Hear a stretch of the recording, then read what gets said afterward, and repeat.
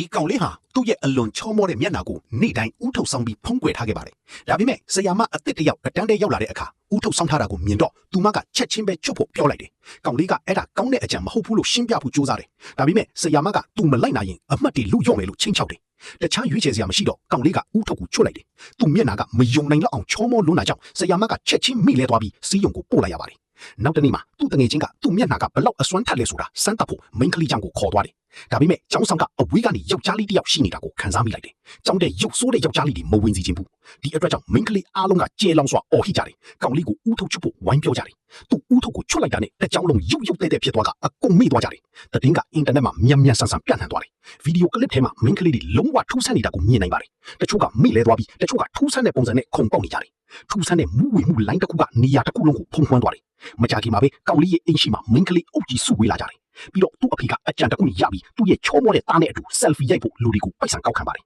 ။လူကြီးမင်းတို့ကတော့အိမ်မက်ထဲမှာပဲလိုက်ခံရမှာမလို့စောစောပဲအိတ်လိုက်ကြဖို့အကြံပေးချင်ပါတယ်